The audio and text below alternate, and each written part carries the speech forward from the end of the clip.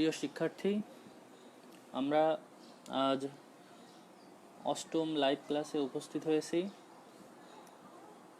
পূর্ব নির্ধারিত ঘোষণা মতে আমি সময় মতো যথাসময়ে লাইভ ক্লাসে এসেছি, কিন্তু শুরুতেই তোমাদের উপস্থিতি অনেক কম দেখা যাচ্ছে। যারা এই মুহূর্তে ক্লাসে আছো তারা কাইন্ডলি তোমাদের অন্যান্য যে সমস্ত ফ্রেন্ড আছে যারা লাইভে আসে নাই তাদেরকে একটু কমেন্টে মেনশন করো, যেন তারা সবাই লাইভে এসে উপস্থিত হতে পারে। আমি আজকে তোমাদের সবাইকে এসএমএস করি নাই, এই জিনিসটা আমার একটু খেয়ালে ছিল না যে তোমাদেরকে এসএমএস করা হয় নাই যে আজ ক্লাস হবে। হয়তোবা এই জন্যই সবাই বুঝতে পারে নাই যে আজ বিকাল 4টায় ক্লাস হবে। তো কাইন্ডলি তোমরা যারা যারা তোমার অনলাইনে আসো তারা তোমাদের ফ্রেন্ডদেরকে সবাইকে ইনভাইট করো, ঠিক আছে? সবাই সবার ফ্রেন্ডদেরকে একটু ইনভাইট করো যে এই মুহূর্তে লাইভ ক্লাস হচ্ছে, তোমরা সবাই লাইভে এসে উপস্থিত হও, ঠিক আছে? যাই হোক, আমি দেখতে পাচ্ছি 7 জনের মতো শিক্ষার্থী লাইভ ক্লাসে এসেছে। আমরা গত ক্লাসে হার্ট ফেলিয়ার সম্বন্ধে পড়েছিলাম। আজকের ক্লাসে আমরা তারপর থেকে আলোচনায় ফিরে যাব। তো আজকের মূল আলোচনা থাকবে পেসমেকারের উপরে। তবে পেসমেকার পড়ার আগে আমরা কিছু জিনিস একটু জেনে আসব যেটা খুব দরকারি। যেমন দেখো যে হৃৎপিণ্ডের বিভিন্ন রোগ ব্যাধি বা ডিজিজে আমাদের কি কি করণীয়, সেই বিষয়গুলো অবশ্যই আমাদের জানতে হবে। যে হৃৎপিণ্ডের ডিজিজে আমাদের কি কি করণীয় এবং কি কি দেখে আমরা হৃৎপিণ্ডের কোনো রোগ হয়েছে কি হয় নাই সেটা শনাক্ত করতে পারবো। এটা কিন্তু খুব ইম্পর্টেন্ট। তো এই পেসমেকার পড়ার আগে আমরা সেই টপিকটা একটু দেখে আসব। তাহলে প্রথমে আমরা যে জিনিসটা দেখে আসব সেটি হলো হৃদরোগ নির্ণয়। আমরা হৃদরোগ কিভাবে নির্ণয় করব এটা জানাটা কিন্তু খুবই ইম্পর্টেন্ট, খুবই দরকারি একটা বিষয় হলো হৃদরোগ নির্ণয় এবং এই হৃদরোগ নির্ণয়ের পন্থাটা জানা, ঠিক আছে? তো তোমাদের এটি পড়ানোর আগে একটু বলে রাখি যে আমরা ঈদের পর থেকে নিয়মিত হারে তোমাদের একটা নির্দিষ্ট রুটিনে এই অনলাইন ক্লাস শুরু করব। তো তোমাদের সম্ভাব্য যে রুটিন, সেই রুটিন অনুযায়ী তোমাদের আমি ঈদের পর থেকে শনি সোম বুধ বিকাল 4টা থেকে 5টা এই টাইমটা রাখবো হলো অনলাইন ক্লাসের জন্য। শনি সোম বুধ বিকাল 4টা থেকে 5টা অথবা 3টা থেকে 4টা, যে কোনো একটা টাইম তোমাদের আমি এই ক্লাসের জন্য রাখতে পারি। এটা মোটামুটি কনফার্ম যে এরকম একটা টাইমে তোমাদের রেগুলার অনলাইন ক্লাস হবে। যাই হোক, এটা আমি পরবর্তীতে নোটিশ আকারে জানিয়ে দিব। এখন আমরা চলে আসি হৃদরোগ তোমার নির্ণয়ে, যে কিভাবে আমরা হৃদরোগ নির্ণয় করতে পারবো এটা জানা খুবই দরকারি। তো হৃদরোগ নির্ণয়ের বইয়ে বেশ কিছু চিকিৎসা নির্ণয় পদ্ধতি সম্বন্ধে দেওয়া আছে। তো প্রথম কথা যে আমরা রোগী যখন আমাদের কাছে আসে তখন আমরা বেশ কিছু সাইন সিমটম দেখি, লক্ষণ এবং উপসর্গ। এই লক্ষণ এবং উপসর্গ দেখে আমরা বুঝতে পারি যে এটা হৃদরোগ কি হৃদরোগ না। তোমরা ইতিমধ্যে অ্যানজাইনা, হার্ট অ্যাটাক এবং হার্ট ফেলিয়ার সম্বন্ধে জেনেছো। এই অ্যানজাইনা, হার্ট অ্যাটাক এবং হার্ট ফেলিয়ারের যে লক্ষণগুলো তোমরা জেনেছো, এগুলোই মূলত হৃদরোগের লক্ষণ। তো আমরা এই সমস্ত লক্ষণ দেখে আমরা বুঝতে পারি যে কোনো একটা রোগী হৃদরোগে আক্রান্ত কি হৃদরোগে আক্রান্ত নয়। প্রথম কথা যে একটা রোগী যখন আসে তখন তার কাছে আমরা সিমটম শুনি, উপসর্গ শুনি। রোগী বিভিন্ন ধরনের উপসর্গ আমাদের কাছে বলেন। যেমন দেখো, অনেকে বলে আমার বুক ধড়ফড় করে, বুকে ব্যথা, বাম পাশে ব্যথা, মনে হচ্ছে বুকে কোনো কিছু চাপ দিয়ে ধরে আছে, বুকের ভিতর ধড়ফড় শব্দ হয়, প্রচণ্ড শ্বাসকষ্ট, হাঁটা চলাফেরা করলে শ্বাসকষ্ট বাড়ে, বিশ্রাম নিলেই শ্বাসকষ্ট কমে। এমন ধরনের উপসর্গ শুনে আমরা বুঝতে পারি যে এটা হৃদরোগ। এছাড়া তখন আমরা বেশ কিছু সাইন দেখি। এখন তোমাদের ভিতরে এই দুইটা জিনিস সম্বন্ধে জানতে হবে, সাইন এবং সিমটম। সাইন এবং সিমটম। সিমটম মানে হলো উপসর্গ, রোগী যে বিষয়গুলো বলে যে তার কি কি সমস্যা, সেই সমস্যাগুলো হলো সিমটম, ঠিক আছে? আর আমরা রোগীর দেহে যে জিনিসগুলো দেখি সেগুলো হলো সাইন, লক্ষণ। আমরা যে বিষয়গুলো দেখে আমরা ধারণা করি যে এগুলো হৃদরোগ, ঠিক আছে? তার হৃদরোগ বা যে কোনো ধরনের ডিজিজ নিয়ন্ত্রণের দুইটা পন্থা আছে। একটা হলো রোগী এসে আমাদেরকে কিছু কমপ্লেন দেয়, পরবর্তীতে রোগীর কমপ্লেন শুনে আমরা রোগীর দেহে বেশ কিছু জিনিস বা বেশ কিছু লক্ষণ খুঁজে বের করি। তো রোগীর কমপ্লেনের সাথে এই লক্ষণগুলো যদি মিলে তাহলে আমরা স্পেসিফিক একটা ডায়াগনোসিসে পৌঁছাই যে রোগীর এই রোগ হতে পারে বা রোগীর এই রোগই হয়েছে। তো তার পরবর্তীতে আমরা বেশ কিছু পরীক্ষা নিরীক্ষা দিয়ে তোমার একদম ফাইনাল করি যে রোগীর আসলেই সেই রোগ হয়েছে কি হয় নাই। তাহলে আমরা 3 ধাপে রোগীর চিকিৎসা দিই, মানে চিকিৎসা যাওয়ার আগে আমরা 3টা ধাপ ফলো করি। প্রথম যে ধাপ, মানে চিকিৎসা যাওয়ার আগে প্রথম ধাপ হলো, প্রথম কথা হলো রোগীর কমপ্লেন। রোগী আমাদের কাছে এসে কিছু জিনিস কমপ্লেন করে, রোগীর কমপ্লেন, ঠিক আছে। রোগীর কমপ্লেন শোনার পরে তোমার চিকিৎসক কিছু লক্ষণ দেখেন, লক্ষণ খুঁজে বের করেন। কোথায় খুঁজে বের করেন?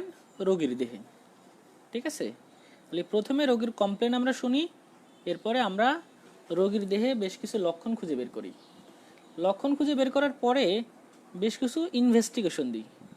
ইনভেস্টিগেশন, মেডিকেলীয় এই ইনভেস্টিগেশন শব্দের অর্থ হলো যে বেশ কিছু পরীক্ষা নিরীক্ষা। এই পরীক্ষা নিরীক্ষা করে আমরা রোগীর স্পেসিফিক ডায়াগনোসিস করি যে আসলে রোগীর কি রোগ হয়েছে। এই ডায়াগনোসিসের পরে রোগ যখন ডায়াগনোসিস হয়ে যায় তখন আমরা স্পেসিফিক চিকিৎসায় চলে যাই বা স্পেসিফিক ট্রিটমেন্টে চলে যাই। তাহলে একটা রোগী যখন আমাদের চেম্বারে আসে বা আমাদের কাছে আসে তখন আমরা এই সিস্টেম ফলো করে রোগীর চিকিৎসাগুলো দিই। তাহলে দেখো, রোগী প্রথমে এসে আমাদের কাছে প্রথমে তার কমপ্লেন বলে, যে কি কি কমপ্লেন্স তার আছে সেই কমপ্লেনগুলো সে আমাদের কাছে বলে। কমপ্লেন শোনার পরে আমরা রোগীর দেহে কমপ্লেনের সাথে মিলায়ে বেশ কিছু লক্ষণ খুঁজে বের করি। লক্ষণ খুঁজে পাওয়ার পরে রোগীর বেশ কিছু পরীক্ষা নিরীক্ষা দিই। পরীক্ষা নিরীক্ষা করার পরে আমরা স্পেসিফিক ডায়াগনোসিস করি যে আসলে রোগীর কি রোগ হয়েছে। এরপরে ডায়াগনোসিস যখন কনফার্ম হয়ে যায় তখন রোগীর আমরা চিকিৎসায় চলে যাই, ঠিক আছে। তাহলে দেখো, রোগীর কমপ্লেন তো আমরা শুনলাম, এরপরে আমরা জানবো যে চিকিৎসক কি কি লক্ষণ খুঁজে বের করেন। তো হৃদরোগের বেশ কিছু স্পেসিফিক লক্ষণ আছে, আমরা এই লক্ষণ দেখে বুঝি যে রোগীর এই রোগ হয়েছে। তাহলে আমরা আসি কি কি লক্ষণ আমরা খুঁজে বের করব। তাহলে প্রথমে দেখো, রোগীর হার্টবিট, আমরা হার্টবিট চেক করব, ঠিক আছে। হার্টবিট হয় অনেক কমে যাবে, না হয় অনেক বেড়ে যাবে। তো ম্যাক্সিমাম ক্ষেত্রে রোগীর হার্টবিট অনেক বৃদ্ধি পায়। তাহলে রোগীর হার্টবিট বৃদ্ধি পেয়েছে কিনা সেটা আমরা দেখি। তারপরে আমরা আগে একদিন বলছিলাম হৃৎপিণ্ডের হার্ট সাউন্ড আছে, ফার্স্ট এবং সেকেন্ড হার্ট সাউন্ড। এই first heart and second heart sound ছাড়াও হৃৎপিণ্ডের কিন্তু থার্ড ফোর্থ হার্ট সাউন্ড অনেক ডিজিজে কিন্তু আসে। আমরা তখন হৃৎপিণ্ডের সেই শব্দগুলো শুনব, এটাকে আমরা বলতে পারি হৃৎপিণ্ডের অস্বাভাবিক শব্দ। অস্বাভাবিক শব্দ, এই হৃৎপিণ্ডের অস্বাভাবিক শব্দ আমরা কানে স্টেথোস্কোপ দিয়ে দেখি। মানে আমরা কানে স্টেথোস্কোপ দিয়ে রোগীর বুকে এবং পিঠে এই স্টেথোস্কোপ লাগিয়ে আমরা শুনি যে এই অস্বাভাবিক কোনো শব্দ আছে কি নাই। এরপরে তোমাদের আমি শিখাইছিলাম আগের ক্লাসে যে রোগীর যদি কখনো হার্ট ফেলার হয় তখন স্পেসিফিক রোগীর পা ফুলে যায়। তো এই সমস্ত ক্ষেত্রে রোগীর আমরা পা ফুলে গেছে কিনা সেটা আমরা দেখব, পা ফুলে গেছে কিনা সেটা আমরা দেখব, ঠিক আছে। তাহলে আমরা কয়েকটা বিষয় ফলো করব। প্রথমে দেখব হার্টবিট ঠিক আছে কিনা, তারপরে অস্বাভাবিক কোনো শব্দ আছে কিনা, তারপরে পা ফুলে গেছে কিনা, তারপরে একটা ইম্পর্টেন্ট জিনিস ঘাড়ের শিরা ফুলে গেছে কিনা। এটা খুব ইম্পর্টেন্ট জিনিস, তোমরা ঘাড়ের শিরা ফোলাটা বুঝবে না। তো হৃৎপিণ্ডের হার্ট ফেলারে মূলত ঘাড়ের শিরা ফুলে যায়, মূলত ঘাড়ের শিরা ফুলে যায়। তোমাদের আমি আগের দিন শিখাইছিলাম যে হার্ট ফেলিওরের 3টা ধরন, একটি হলো রাইট হার্ট ফেলিওর, আরেকটি হলো লেফট হার্ট ফেলিওর, এবং তৃতীয়টি হলো কনজেস্টিভ কার্ডিয়াক ফেলিওর। এই কনজেস্টিভ কার্ডিয়াক ফেলিওরে ফ্রিকোয়েন্টলি রোগীর ঘাড়ের শিরা ফুলে যায়। এই ঘাড়ের শিরা ফুলে গেছে কিনা আমরা সেটা দেখব। আর হার্ট ফেলিওর প্লাস আরও বেশ কিছু রোগীর হৃৎপিণ্ড এবং যকৃত বড় হয়ে যায়। তো রোগীর এই যে এক্সরে করে তখন আমরা দেখি যে এক্সরে করে তো আসলে সেটা চলে যায় পরীক্ষায়, আমরা হলো একটা বিশেষ ধরনের পরীক্ষা করে বাইরে থেকে বোঝা যায় রোগীর যকৃত বড় হয়ে গেছে কিনা। তো হার্ট ফেলিওর রোগীদের যকৃত বড় হয়ে যায়, যকৃত বড় হয়ে গেছে কিনা আমরা সেটা দেখি। তাহলে প্রথমে রোগী যখন আমাদের কাছে আসে তখন আমরা পরপর সিরিয়াল অনুযায়ী বেশ কিছু জিনিস পরীক্ষা নিরীক্ষা করি। শুরুতে দেখি হার্টবিট বৃদ্ধি পেয়েছে কিনা, তারপরে দেখি হৃৎপিণ্ডের অস্বাভাবিক শব্দ আছে কিনা, এরপরে রোগীর পা ফুলে গেছে কিনা দেখি, এরপরে ঘাড়ের শিরা ফুলে গেছে কিনা সেটা দেখি, এবং সর্বশেষ যকৃত বড় হয়ে গেছে কিনা সেটা দেখি। তো এই সমস্ত বিষয়বস্তু দেখে আমরা নির্ধারণ করি যে রোগীর হৃৎপিণ্ডের কোনো অস্বাভাবিকতা ঘটেছে কি ঘটে নাই। 2 নম্বর, আমরা রোগী যখন আসে তখন বেশ কিছু পরীক্ষা নিরীক্ষা করি। তোমাদের বইয়ের শুরুতে এক্স রে করানোর কথা বলা আছে, কিন্তু আসলে হৃৎপিণ্ডের রোগীর জন্য স্পেসিফিক শুরুতে যে চিকিৎসাটা আমরা করি সেটা হলো রোগীর ইসিজি করি। এটা খুব ইম্পর্ট্যান্ট একটা জিনিস, ইসিজি। ইসিজিকে আমরা বলি ইংরেজিতে ইলেকট্রোকার্ডিওগ্রাম। সবাই কম বেশি এই পরীক্ষার নামটা শুনেছো, ইসিজি বা ইলেকট্রোকার্ডিওগ্রাম। দেখো, এটা খুব মজার একটা জিনিস, নামের সাথেই কিন্তু এর পরীক্ষার মানে ব্যাখ্যাটা কিন্তু জড়িত আছে। ইলেকট্রো মানে ইলেকট্রনিক্স মানে বিদ্যুৎ, কার্ডিওগ্রাম, কার্ডিও মানে কি হৃৎপিণ্ড, আর গ্রাম মানে হলো ছবি বা প্রতিচ্ছবি বলতে পারি। তাহলে বিদ্যুতীয় তরঙ্গের সাহায্যে হৃৎপিণ্ডের ছবি দেখার যে প্রক্রিয়া সেটা হলো ইসিজি। মূলত এটা একটা পেপারস, ইসিজি পেপারস আছে, এই পেপারসের উপরে মূলত তোমার তরঙ্গের মতন বেশ কিছু ওয়েভ তৈরি হয়। সেই ওয়েভগুলো দেখে আমরা হৃৎপিণ্ডের অসংখ্য রোগ ডায়াগনোসিস করতে পারি। এটা একটা মজার জিনিস। ইসিজি দেখা যদিও এত ইজি না, আমরা এর আগেও পড়েছি, কিন্তু ভালোভাবে ইসিজি দেখা শিখেছি ইন্টার্নশিপে এসে। তাও কিন্তু আমরা সব ইসিজি দেখতে পারি না, হাতে গোনা 3-4টা রোগের ইসিজি আমরা বুঝতে পারি, অথচ এই ইসিজি দেখে কিন্তু শত শত রোগ ডায়াগনোসিস করা যায়। তো আমরা কমনলি যে রোগগুলো আমরা পাই সেটা হলো হৃৎপিণ্ডের অ্যানজাইনা, হার্ট অ্যাটাক এবং হার্ট ব্লক। মূলত এই 3টা ইসিজি দেখা সবচেয়ে গুরুত্বপূর্ণ, ঠিক আছে? তো এই ইসিজিগুলো আমরা শিখে রাখি যেন এই রোগগুলো সহজে আমরা ডায়াগনোসিস করতে পারি। কারণ হৃৎপিণ্ডের রোগের ভিতরে 90 থেকে 95% রোগই কিন্তু হার্ট অ্যাটাক, অ্যানজাইনা এবং হার্ট ফেলার সাথে সাথে হার্ট ব্লক নিয়ে আসে। এই জন্য এই ইসিজিগুলো জানাই আমাদের সবচেয়ে গুরুত্বপূর্ণ। তাহলে ইসিজি এটা দেখে হৃৎপিণ্ডের প্রাথমিক রোগ নির্ণয় করা যায়। এটা কিন্তু খুব ইম্পর্টেন্ট। একবার মেডিকেল অ্যাডমিশন টেস্টে এসেছিল যে কোন পরীক্ষা দ্বারা হৃৎপিণ্ডের প্রাথমিক অবস্থা জানা যায়, মানে প্রাথমিক রোগ নির্ণয় করা যায়। তো ইসিজি দ্বারা হলো প্রাথমিক রোগ নির্ণয় করা যায়, ঠিক আছে? এর পরের যে পরীক্ষা, সেই পরীক্ষাটার নাম হলো এক্স রে। এক্স রে, অনেকে এক্স রে উচ্চারণ করে, আসলে উচ্চারণ হলো এক্স রে। তোমাদের আমি শিখাইছিলাম যে যখনই বিজ্ঞান নতুন কোনো কিছু আবিষ্কৃত হয় তখন সেটাকে এক্স ওয়াই জেড বিভিন্ন ফ্যাক্টর বা রাশি দিয়ে ধরা হয়। তা এক্স রে মানে অজানা একটা রাশি। সর্বপ্রথম যে বিজ্ঞানী উইলহেম রন্টজেন প্রথম এই রশ্মিটা নির্ণয় করেন, এবং উনি এই রশ্মিটা যে আসলে কি সেটা আসলে তখন নির্ণয় করতে পারেন নাই। প্রথম দিকে আমরা যে মানে এইগুলো জানতাম সেটা হলো আলফা, বিটা এবং গামা রশ্মির সম্বন্ধে পড়েছিলাম এবং জানতাম। তো আলফা, বিটা, গামা রশ্মি ছাড়া উনি আরেক ধরনের রশ্মি হঠাৎ করে নির্ণয় করেন বা আবিষ্কার করেন, সেই রশ্মিটার নাম হলো এক্স রে। এই এক্স রের সাহায্যে মূলত হৃৎপিণ্ডের অবস্থা জানা যায়। হৃৎপিণ্ডের অবস্থা, যে আসলে হৃৎপিণ্ডের অবস্থা বলতে হৃৎপিণ্ড বড় হয়ে গেছে না ছোট হয়ে গেছে, এই জিনিসটা সহজে নির্ণয় করা যায়। যে এক্স রের মাধ্যমে হৃৎপিণ্ড বড় বা ছোট হয়ে গেছে কিনা সেটা আসলে ভালোভাবে জানা যায়। তবে এক্স রে দিয়ে আমরা সবচাইতে বেশি ডিজিজ ডায়াগনোসিস করি সেটা হলো ফুসফুসের রোগ। ফুসফুসের রোগগুলো তোমার এক্স রের সাহায্যে সবচাইতে ভালো ডায়াগনোসিস করা যায়। তো এক্স রের সাহায্যে হৃৎপিণ্ডের শুধুমাত্র অবস্থা জানা যায়, যে এটা বড় হয়ে গেছে কি ছোট হয়ে গেছে, এই জিনিসটা আমরা জানতে পারি হলো এক্স রের সাহায্যে। এরপরে যে পরীক্ষাটা করি সেটাকে আমরা বলি ইটিটি টেস্ট। ইটিটি টেস্ট, তাহলে আমরা জানলাম যে হার্টবিট, ইসিজি, এক্স রে। এরপরে আমরা জানবো, এটা হলো 3, এটা হলো 4। এরপরে যেটা জানবো সেটা হলো ইটিটি। ইটিটি এর ফুল মিনিং হলো exercise tolerance test. Exercise tolerance test. এই যে এক্সারসাইজ টলারেন্স টেস্ট এর মাধ্যমে হৃৎপিণ্ডের কর্মক্ষমতা জানা যায়, যে তোমার হার্ট কতটুকু বা কি পরিমাণ কাজ করতে সক্ষম, এই কর্মক্ষমতা জানা যায়।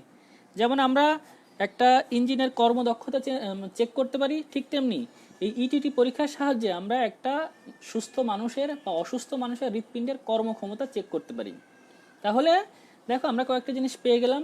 শুরুতে যখন কোনো রোগী আমাদের কাছে আসে তখন আমরা রোগীর হার্টবিট, হৃৎপিণ্ডের অস্বাভাবিক শব্দ, পা ফুলে গেছে কিনা, হাড়ের শিরা ফুলে গেছে কিনা, যকৃত বড় হয়ে গেছে কিনা, এই সমস্ত জিনিস দেখে শুরুতে আমরা সিদ্ধান্ত নিই যে রোগীর এটা হৃৎপিণ্ডের কোনো সমস্যা, মানে হৃৎপিণ্ড ঘটিত কোনো সমস্যা নাকি অন্য কোনো ধরনের সমস্যা। এটা দেখার পরে আমরা ইসিজি করি। ইসিজি শব্দের অর্থ হলো ইকোকার্ডিওগ্রাম। এই ইকোকার্ডিওগ্রাম রোগীর মানে হৃৎপিণ্ডের রোগের নির্ণয়ের প্রাথমিক যে পন্থা সেটা হলো ইসিজি, মানে হৃৎপিণ্ড বা হার্ট ডিজিজ নির্ণয়ের প্রাথমিক পন্থাটাই হলো ইসিজি। এর পরবর্তীতে হলো এক্স রে করি, এক্স রে করে হৃৎপিণ্ডের প্রাথমিক অবস্থা সম্বন্ধে আমরা জানতে পারি। তার পরবর্তীতে ইটিটি করি। ইটিটি শব্দের অর্থ হলো এক্সারসাইজ টলারেন্স টেস্ট, মানে হৃৎপিণ্ডের কর্মদক্ষতা বা কাজ করার ক্ষমতাটা আমরা চেক করি হলো এটার সাহায্যে। 5 নম্বর যে পয়েন্ট, এটা খুব মজার পয়েন্ট, সেটা হলো বিএনপি। বিএনপি বিএনপি শব্দের অর্থ হলো brain natriuretic peptide. Brain brain natriuretic peptide, ঠিক আছে। পেপটাইড নাম শুনে বোঝা যাচ্ছে এটা এক ধরনের প্রোটিন। আসলে বিএনপি বিএনপি দিয়ে আমরা রোগীর হার্ট ফেলিওর আছে কিনা সেটা চেক করি। হার্ট ফেলিওর, এখন ফেলিওর বিএনপি দ্বারা রোগীর হার্ট ফেলিওর আছে কিনা আমরা সেটা চেক করি।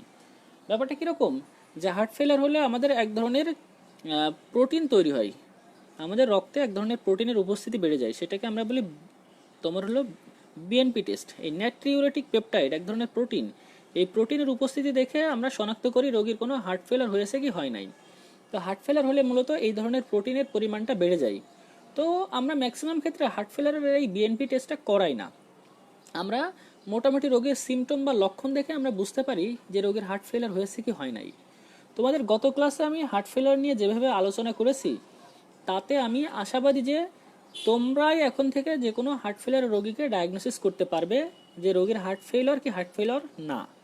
তো আমরা চিকিৎসকেরা ম্যাক্সিমাম ক্ষেত্রে রোগীর সাইন সিমটম দেখে, মানে রোগীর কমপ্লেন শুনে এবং রোগীর সাইন দেখে আমরা নির্ণয় করি যে রোগীর হার্ট ফেলিওর কি হার্ট ফেলিওর না। তারপরেও যদি আমাদের কখনো সন্দেহ হয় তখন আমরা বিএনপি টেস্ট করি। তোমাদের কাছে মনে হতে পারে যে বিএনপির নাম আছে, আওয়ামী লীগের নাম নেই, তাহলে তো এখানে মনে হয় একটু করা হয়েছে, বৈষম্য দেখানো হয়েছে। আসলে এই বিএনপি সে বিএনপি না, এই বিএনপি মানে হলো ব্রেইন নাট্রিউরেটিক পেপটাইড। এরপরে চলে যায় হলো 6 নম্বর পয়েন্ট, এটা খুব ইম্পর্টেন্ট একটা জিনিস, সেটা হলো coronary angiogram. Coronary angiogram, coronary শব্দের অর্থ হলো হৃৎপিণ্ড। করোনারি শব্দের অর্থ হলো হৃৎপিণ্ড। এনজিওগ্রাম মানে হলো, এনজিও শব্দের অর্থ হলো রক্তবাহিকা। আমরা আগেই জেনেছি করোনারি শব্দের অর্থ হলো হৃৎপিণ্ড, এনজিও শব্দের অর্থ হলো রক্তবাহিকা। আর গ্রাম মানে হলো একটা ছবি বা সহজ কথায় দেখা, একটা ছবি দেখা, একটা ছবি দেখা। এর অর্থ হলো তোমার করোনারি ধমনীর অন্তর্গাত্রে কোথাও কোলেস্ট্রল জমেছে কিনা, বা কোলেস্ট্রল জমলেও কত পার্সেন্ট কোলেস্ট্রল জমছে, বা কত পার্সেন্ট করোনারি ধমনীর লুমেন ব্লক হয়ে গেছে বা বন্ধ হয়ে গেছে, এটা দেখার যে পরীক্ষা বা এটা দেখার যে পন্থা, সেই পরীক্ষা বা পন্থাকে আমরা বলে থাকি করোনারি এনজিওগ্রাম। Coronary angiogram. তোমাদের বাসায় যদি ফ্যামিলিতে যদি কারোর হার্টের প্রবলেম থাকে, সেটা বাবা মা দাদা দাদি বা চাচা চাচি কারোর, তাহলে অনেক সময় শুনে থাকবে যে রোগীর এনজিওগ্রাম করতে হবে বা রোগীর এনজিওগ্রাম করা হয়েছে বা ডাক্তার এনজিওগ্রাম করে হৃৎপিণ্ডে এতগুলো ব্লক পেয়েছে। আসলে করোনারি ধমনীর অন্তর্গাত্রে কোলেস্ট্রল জমে কোথাও ব্লক হয়েছে কিনা এটা জানার যে পরীক্ষা, সেই পরীক্ষাকে আমরা বলে থাকি করোনারি এনজিওগ্রাম। তোমরা আশা করি বিষয়টা বুঝেছো। তোমাদের এনজিওপ্লাস্টি নিয়ে পরবর্তীতে পড়াশোনা আছে। এই এনজিওপ্লাস্টি পড়ার সময় আমরা এই এনজিওগ্রাম সম্বন্ধেও জানবো। শুধুমাত্র এটুকু জেনে রাখো, এনজিওগ্রাম এমন একটা পরীক্ষা যে পরীক্ষার সাহায্যে যে করোনারি ধমনীর গায়ে কোথাও কোলেস্ট্রল জমে আছে কিনা তার বিষয়টা আমরা দেখতে পাই, সেই ছবিটা আমরা দেখতে পাই। এটা খুব ইম্পর্টেন্ট একটা পরীক্ষা। এরপরে দেখো আমরা যেটা আসবো সেটা হলো এমআরআই। তোমরা ইতিমধ্যে কেমিস্ট্রিতে এমআরআই সম্বন্ধে জেনেছো। এমআরআই শব্দের অর্থ হলো magnetic resonance imaging. Magnetic resonance imaging, ঠিক আছে। তো এটাকে সহজ কথা আমরা বলতে পারি চুম্বকীয় অনুরণন পরীক্ষা বা চুম্বকীয় অনুরণন ইমেজিং। চুম্বকীয় অনুরণন তোমার হচ্ছে পরীক্ষার মাধ্যমে রোগ নির্ণয়ের যে পদ্ধতি এমআরআই। এমআরআই খুব উন্নত ধরনের একটা পরীক্ষা, যার সাহায্যে হৃৎপিণ্ড বলো আমাদের কোথাও হাড় ভেঙে গেলে সেই সমস্ত জিনিসের উপস্থিতি বা কতটুকু পরিমাণ প্রবলেম হয়েছে সেটা আমরা জানতে পারি। তো এমআরআই খুব উন্নত ধরনের একটা পরীক্ষা, কিন্তু এমআরআই একটা বড় সমস্যা হলো এমআরআই কিন্তু অনেক ব্যয়বহুল। নর্মালি আমরা এমআরআই করে থাকি যে কোনো জায়গার হাড় ভাঙা বা টিউমার ক্যান্সার শনাক্তকরণে। তো হৃৎপিণ্ডের রোগে সাধারণত এমআরআই শুরুতেই করা হয় না। আমরা শুরুর দিকে আমরা যে কোনো ডিজিজের ক্ষেত্রে ইসিজি করি, আগে হৃৎপিণ্ডের ইসিজি করি, ইসিজির পরে ইটিটি বিএনপি করি। তো আরেকটা তোমার হলো পরীক্ষা আছে যেটা তোমাদের বইয়ে দেওয়া নেই, সেটা তোমাদের জানতে হবে। সেই পরীক্ষাটার নাম হলো ইকো। ইকো করা হয়, বলা হয় ইকো। তাহলে 8 নম্বর আরেকটা পরীক্ষার কথা আমি বলি, সেটা হলো ইকো টেস্ট। ইকো, ইকো শব্দের অর্থ বা আমরা সহজ কথায় এটাকে বলে থাকি ইকো কার্ডিওগ্রাম। ইকো, ইসিও, ইকো কার্ডিওগ্রাম, ঠিক আছে। এই ইকো পরীক্ষার সাহায্যে সহজ কথায় ইকো হলো ওয়ান টাইপ অফ হলো আলট্রাসোনোগ্রাম। ইকো কার্ডিওগ্রাম আর আলট্রাসোনোগ্রাম সমার্থক জিনিস। তোমরা যারা আলট্রাসোনোগ্রাম কোনো সময় করিয়েছো তারা দেখে থাকবে যে প্রথমে এরকম একটা প্রোব নেওয়া হয়, একটা দণ্ড। তো তোমার যদি সাপোজ আমি পেটের আলট্রাসোনোগ্রাম করব, তখন প্রথমে একটা জেল এই পেটের উপর মাখানো হয়, মাখানো হয়ে এরকম একটা প্রোব আছে, এই প্রোব দিয়ে এই তোমার পেটের বিভিন্ন জায়গায় ঘোরানো হয়। ঘোরানো হলে তোমার পেটের ভিতরে যে কি সমস্যা আছে, সেই পেটের ভিতরে যে অঙ্গগুলো আছে সেই অঙ্গের একটা প্রতিচ্ছবি আমরা কম্পিউটারের স্ক্রিনে দেখতে পাই। সেই স্ক্রিনে দেখে আমরা ডিজিজ ডায়াগনোসিস করি যে তোমার পেটের ভিতরে কি হয়েছে। ঠিক তেমনি হৃৎপিণ্ডের ওই আলট্রাসোনোগ্রামের নামটাই হলো ইকোকার্ডিওগ্রাম। ইকোকার্ডিওগ্রাম। তো শুরুতে তোমরা খেয়াল করো, শুরুতে যখন কোনো রোগী আমাদের কাছে আসে, আমাদের হৃৎপিণ্ডের কোনো ডিজিজ সাসপেক্ট হলে তাকে আমরা ইসিজি করতে দিই, ইসিজি। ইসিজির পরে যদি আমরা মনে করি যে হৃৎপিণ্ডের আরও ভালো অবস্থা সম্বন্ধে জানা দরকার, তখন আমরা ইকো করতে দিই। তো যদি দেখি মনে করি যে করোনারি ধমনের গায়ে কোথাও কোলেস্ট্রল জমে হার্ট অ্যাটাক বা অ্যানজাইনা হয়েছে, তখন আমরা করোনারি এনজিওগ্রাম করাই। এই 3টা টেস্ট কিন্তু আমরা ফ্রিকোয়েন্টলি করি। আর যদি মনে করি যে রোগীর অন্য কোনো ধরনের সমস্যা বা হৃৎপিণ্ড ঠিকমতো কর্মক্ষম না, তখন আমরা ইটিটি টেস্ট করাই, ঠিক আছে। তো ফ্রিকোয়েন্টলি হৃৎপিণ্ডের যে কোনো সমস্যা নিয়ে রোগী আসলে আমরা ইসিজি করাই আগে, তারপরে আমরা ইকো করাই, ইকোর পরে আমরা এনজিওগ্রাম করাই। তাহলে হৃৎপিণ্ডের আরও একটা সমস্যা, মানে আরও একটা পরীক্ষা, সেটা হলো ইকোকার্ডিওগ্রাম। 9 নম্বর আরেকটা কথা বলতে পারি, সেটা হলো হৃৎপিণ্ডের মানে সমস্যা ডায়াগনোসিসে আমরা কয়েকটা জিনিস দেখি, যে রোগীর উচ্চ রক্তচাপ আছে কিনা, রক্তে কোলেস্ট্রলের পরিমাণ বা চর্বির পরিমাণ বেশি আছে কিনা। এই সমস্ত জিনিস দেখেও কিন্তু হৃৎপিণ্ডের রোগ সম্বন্ধে ধারণা পাওয়া যায়। কারণ উচ্চ রক্তচাপের যে কোনো রোগীরই কিন্তু হৃৎপিণ্ডের যে কোনো ধরনের সমস্যা হতে পারে, বা শর্করার প্রবলেমজনিত সমস্যা, বা তোমার হলো রক্তের চর্বি বা কোলেস্ট্রল বেশি থাকলে কিন্তু হৃৎপিণ্ডের প্রবলেম হতে পারে। তাহলে দেখো যে শুরুতে কোনো রোগী আমাদের কাছে আসলে আমরা যে পরীক্ষাগুলো করি সেগুলো সম্বন্ধে আমরা জানলাম। তাহলে আমরা কি কি পরীক্ষা করি, আমরা শুরুতে আমরা কি কি দেখব, দেখো হৃৎপিণ্ডের হার্টবিটে বৃদ্ধি পেয়েছে কিনা, হৃৎপিণ্ডের অস্বাভাবিক কোনো শব্দ আছে কিনা, পা ফুলে গেছে কিনা, ঘাড়ের শিরা ফুলে গেছে কিনা, যকৃত বড় হয়ে গেছে কিনা। এগুলো দেখে আমরা সাসপেক্ট করি যে রোগীর এটা হৃৎপিণ্ডের সমস্যা নাকি অন্য কোনো জায়গার সমস্যা। 2 নম্বর আমরা যে জিনিসটা দেখি সেটা হলো রোগীর ইসিজি করে দেখি। এটা হলো রোগীর পরীক্ষা। তাহলে ইনভেস্টিগেশন বা পরীক্ষার শুরুতে আমরা ইসিজি করি। ইসিজি শব্দের অর্থ হলো ইলেকট্রোকার্ডিওগ্রাম।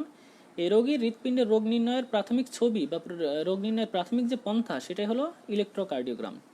এরপর আমরা এক্স রে করে দেখি, এটা হৃৎপিণ্ডের অবস্থা সম্বন্ধে জানতে পারি। ইটিটি করি বা এক্সারসাইজ টলারেন্স টেস্ট, এটা হৃৎপিণ্ডের কর্মদক্ষতা চেক করা যায়। এরপর আসে বিএনপি। বিএনপি মানে ব্রেইন নাট্রিউরেটিক পেপটাইড। এটা করে আমরা হার্ট ফেলিওর সম্বন্ধে ধারণা পাই। এর পরবর্তীতে আছে দেখো করোনারি এনজিওগ্রাম। করোনারি মানেই হলো হৃৎপিণ্ড, এনজিও শব্দের অর্থ রক্তবাহিকা, গ্রাম মানে হলো ছবি দেখা। তো হৃৎপিণ্ডের রক্তবাহিকার ছবি দেখা সহজ কথায় এর অর্থ হলো হৃৎপিণ্ডের রক্তবাহিকা, অর্থাৎ করোনারি ধমনির গায়ে কোথাও কোলেস্ট্রল জমেছে কিনা বা কোলেস্ট্রল জমেও কত % ব্লক হয়েছে সেটা দেখতে পাই আমরা করোনারি এনজিওগ্রামের মাধ্যমে। এরপরে দেখো এমআরআই। এমআরআই শব্দের অর্থ হলো ম্যাগনেটিক রেজোনেন্স ইমেজিং, মানে চুম্বকীয় অনুরণন পরীক্ষা বা ছবি দেখার একটা পদ্ধতি। লাস্ট একটা জিনিস আমি বললাম ইকোকার্ডিওগ্রাম, এটা অনেকটা আলট্রাসোনোগ্রামের মতোই। এর সাহায্যে আলট্রাসোনোগ্রামের মতো করে হৃৎপিণ্ডের যে পেশিগুলো বা হৃৎপিণ্ডের কোথাও ব্লক আছে কিনা, হৃৎপিণ্ডের পেশির কর্মদক্ষতা, সমস্ত কিছু আমরা জানতে পারি হলো ইকোকার্ডিওগ্রামের মাধ্যমে, ঠিক আছে। তাহলে আমরা মোটামুটি হৃদরোগ নির্ণয়ের যে পরীক্ষাগুলো সেটা সম্বন্ধে আমরা জেনে ফেললাম। এবার আমরা খুব ইম্পর্ট্যান্ট একটা জিনিস জানবো। তোমাদের সবারই কম বেশি একটা জিজ্ঞাসা ছিল, সেই জিজ্ঞাসাটা এরকম যে এই যে ব্লক কোথায় কোথায় হতে পারে, আমাদের ব্লকটা কোথায় কোথায় হতে পারে, যে করোনারি ধমনির গায়ে কি শুধু ব্লক হয়, অন্য কোথাও কি ব্লক হতে পারে না? এই জিনিসটা আমাদের একটু জানতে হবে। ঠিক আছে, দেখো এটা খুব ইম্পর্ট্যান্ট একটা জিনিস যে আমাদের কোথায় কোথায় কোলেস্ট্রল জমতে পারে। তো নর্মালি আমাদের কোলেস্ট্রল জমে দুইটা জায়গায়। কোলেস্ট্রল জমে ব্লক হতে পারে মূলত দুইটা জায়গায়। অনেক জায়গায় হয়, কিন্তু কোলেস্ট্রল মূলত দুইটা জায়গায় জমে বেশি। একটা জমে হলো ব্রেনে, আর একটা হলো হার্ট। তো ব্রেনে যে ধমনী রক্ত সাপ্লাই দেয়, সেই ধমনীর একটা নাম আছে। হার্টে যে ধমনী রক্ত সাপ্লাই দেয় তার একটা নাম আছে। আমরা ইতিমধ্যে জেনে এসেছি হার্টে যে ধমনী রক্ত সাপ্লাই দেয় তার নাম হলো করোনারি ধমনী, করোনারি আর্টারি বা করোনারি ধমনী। অপরদিকে ব্রেনে যে ধমনী রক্ত সাপ্লাই দেয় তার নাম হলো তোমার সেরেব্রাল ধমনী, সেরেব্রাল ধমনী বা সেরেব্রাল আর্টারি। আমরা জানি যে ব্রেনের একটা বড় অংশের নামই হলো সেরেব্রাম। এই সেরেব্রাম তথা ম্যাক্সিমাম ব্রেনের পোর্শনেই রক্ত সরবরাহ করে হলো সেরেব্রাল ধমনী, আর হার্টের ম্যাক্সিমাম পোর্শনে রক্ত সরবরাহ করে হলো করোনারি আর্টারি। ঠিক আছে, তো আমরা জেনে এসেছি যে করোনারি আর্টারিতে যদি কখনো ব্লক হয়, ব্লক এটা তো ব্লক হতে পারে, করোনারি ধমনী বা সেরেব্রাল ধমনীতে ব্লক হওয়া মানেই হলো কোলেস্ট্রল জমা। এই যে দুইটা ধমনীতে যদি কোলেস্ট্রল জমে তাহলে তোমার যে সমস্যা হবে সেটা আমরা এখন জানবো। তো আমরা জানি করোনারি ধমনীর গায়ে যদি কোলেস্ট্রল জমে তাহলে করোনারি ধমনীতে যে সমস্যাটা হয় সেটা হলো শুরুতে হয় অ্যানজাইনা, এই অ্যানজাইনা থেকে হয় হার্ট অ্যাটাক। আর 3 নম্বর যে জিনিসটা এর পরবর্তীতে হার্ট অ্যাটাকের সিকোয়েন্সে হতে পারে সেটা হলো হার্ট ফেইলিওর। এরপরে দেখো যে সেরেব্রাল ধমনীতে যদি কোলেস্ট্রল জমে তখন কি প্রবলেম হবে এটা আমাদের এবার জানতে হবে। তো সেরেব্রাল ধমনীর গায়ে যদি কোলেস্ট্রল জমে তখন যে প্রবলেমটা হয় সেটা হলো স্ট্রোক। এটা কিন্তু খুব ইম্পর্টেন্ট একটা জিনিস। তোমাদের ভিতরে বা আমাদের সমাজে একটা বেশ কিছু জিনিস মানে ভুল প্রচলিত আছে। যেমন অনেকেই বলে কি যে অমুকের হার্ট স্ট্রোক করেছে, অনেকের ব্রেন স্ট্রোক করেছে, আবার অনেকে বলে অমুকের ব্রেন অ্যাটাক করেছে এবং অনেকের হার্ট অ্যাটাক করেছে। তো ঘটনা হলো যে স্ট্রোক একদম ডেফিনেটলি মস্তিষ্কের রোগ। স্ট্রোক হয় ব্রেনে, স্ট্রোক কখনো হৃৎপিণ্ড হয় না। আবার অ্যানজাইনা, হার্ট অ্যাটাক, এই অ্যাটাকটা হলো হৃৎপিণ্ডের রোগ। অ্যাটাক কখনো মস্তিষ্কে হয় না। তোমরা আশা করি বিষয়টা বুঝতে পেরেছো। স্ট্রোক হলো ব্রেনের রোগ। যদি আমরা স্ট্রোক বলে থাকি তাহলে চোখ বুঝে নিতে হবে এটা হলো ব্রেনের সমস্যা। স্ট্রোক বললে আর ব্রেন উচ্চারণ করার কোনো দরকার নেই যে অমুক ব্রেন স্ট্রোক করেছে, এক কথায় অমুক স্ট্রোক করেছে। স্ট্রোক করার শব্দের অর্থই হলো ব্রেনে কোনো সমস্যা হয়েছে। ঠিক আছে, আর হার্ট অ্যাটাক শব্দের অর্থই হলো হার্টের প্রবলেম। এখন দেখো আমরা জানবো যে স্ট্রোক কেন হয়, কিভাবে হয়। দেখো স্ট্রোক দুই ধরনের আছে। তো দুই ধরনের স্ট্রোককে আমরা বোঝাতে গেলে দুই রকম ওয়ার্ড জনসাধারণের ভিতরে আমরা ইউজ করি। তো একটা ওয়ার্ড হলো মস্তিষ্কের রক্তক্ষরণ হয়েছে, এই রক্তক্ষরণজনিত স্ট্রোক। আর একটাকে আমরা বলি মস্তিষ্কের শিরা শুকিয়ে গেছে। ব্যাপারটা এরকম, স্ট্রোক হলো দুই ধরনের, টু টাইপস। এক টাইপসকে আমরা বলি হলো ইসকেমিক স্ট্রোক। আর এক ধরনের স্ট্রোককে আমরা বলি হেমোরজিক